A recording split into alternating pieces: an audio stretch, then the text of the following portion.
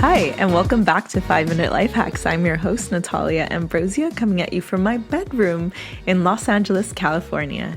Today's episode was inspired by Oprah's 2020 Vision Tour that I was lucky enough to attend a few weekends ago. It was absolutely amazing. So I've taken a few of the things I've learned there, and in this episode, I'm going to give you an exercise that I learned at this tour to help you become the best version of yourself that you can be.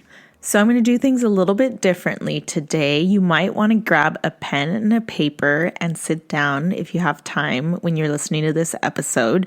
I'm going to give you an exercise that you're going to work through that I learned. Rather than a quick trick, this whole episode is the trick. So you might want to grab a pen and a piece of paper and listen to this at a time when you have time to write down. I mean, it's still going to be a short episode, but it's a lot to work through. So be prepared.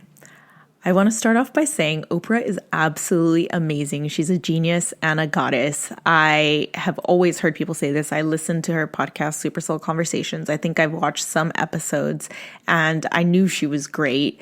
But seeing her in person, she is amazing. She's like a stand-up comedian. She's inspirational. I swear to you, I laughed.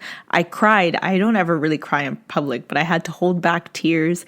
And I was so inspired. Oprah started the tour by saying that after interviewing people for the last 30 odd years, she's interviewed about 31,000 people plus, and everyone wants the same thing. She said people want to be heard. They just want to be heard and understood. It doesn't matter who they are. She's like, I've interviewed Barack Obama and Beyonce, and she gave a little anecdote about how Beyonce was showing her how to twerk and then went up to Oprah and said, "Is that okay?" And Oprah was like, "Honey, you're Beyonce. Of course it's okay." But she said that no matter the position, from world leaders to superstars, people just want to be seen and they want to be heard. So you have to figure out what it is you want to be heard and how to bring that to the table. Another thing Oprah said was the meaning of life is actually a question. We have to ask ourselves, what is the highest, fullest expression of ourselves? So now, get your pen and paper ready. We're going to start the exercise. So first you have to ask yourself, what in my life needs my full attention, my focus? What makes me feel energized, connected, and empowered? I want you to take a look at your mind, body, and spirit and see where you need to focus. So I've condensed the exercise we did with Oprah here for you, but you should do more research and have a look at the tour if you can. And if you can't, maybe go on Oprah's website and find out more about it. So let's start with the mind.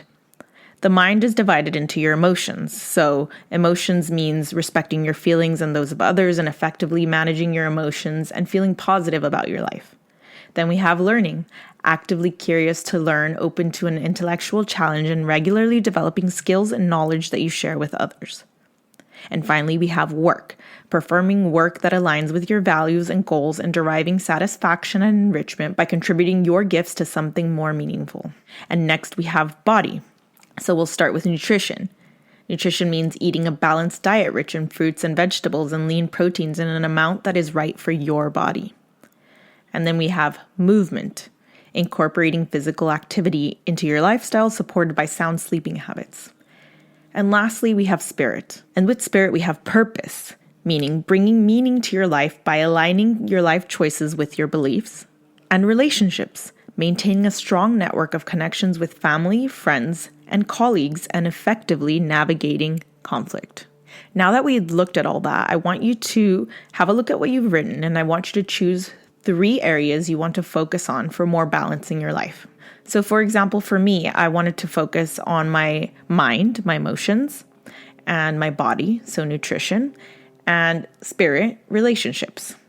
I'm going to get into them in a little bit more detail in a second. But for now, I want you to start with your intention. When your intentions are not clear, they stand in the way of reaching your goals. So when you start thinking about bringing wellness into your life, start with an intention that is right for you. So here's the question asked in the exercise. What is your wellness intention for your mind, body, and spirit? My example is I want to be more present in my life and be able to relax. The next question, how will this bring you more meaning and fulfillment? My example, I want to enjoy every day of my life and feel more relaxed and happy and fulfilled. Okay, now that you've written that, we want to talk about commitment. What can you commit today? How can you break it down? So I want you to pick something in each area you would like to improve on and then create a small intention. For example, my healthy habit, number 1, my focus is my mind, my emotions, as I said. I want to learn to decompress. This is the habit that I want to break down. How am I going to do that? My healthy habit is 30 minutes per day without my phone. How am I going to do that? So setting a cue is I'm going to set a timer for myself, 30 minutes without my phone. My reward for accomplishing this will be that I'll feel more relaxed because I'll have that 30 minutes of decompression. My healthy habit number 2, the focus is on my body and nutrition. The healthy habit that I've broken down is to drink more water because I don't drink enough water. So my cue is actually I've bought a labeled water bottle that tells me how much I need to drink at what time. My reward will be that I will live a healthier and more hydrated life. My healthy habit number 3, the focus is on spirit, on relationships, and doing more of what I want versus what other people want. So the healthy habit I've decided on is saying no to people because I have a big problem saying yes to everything and then not having enough time for myself. So my cue is following my gut when I don't want to do something. And the reward will be having more time to do what I actually want to do. As you can see with this exercise, we've broken down these big areas in our life that we want to focus on, and we've made them into small little habits. We've condensed them into small little habits that we can actually do today to improve our lives, taking one small step at a time. So the next step that they had us do was actually write ourselves a contract and get ourselves an accountability partner. So it would be like, I, Natalia, I pledge to focus on my mind, my emotions, my body, and spirit. And this is how I'm going to do it. I'm going to spend 30 minutes per day without my phone. I'm going to drink 1 liter of water a day, and I'm going to start saying no to people. And then my friend, my cousin, Brenda, has signed this document, and I'm going to check in with her in 30 days. Having an accountability partner can really help you progress towards your goals because then you have someone to respond to.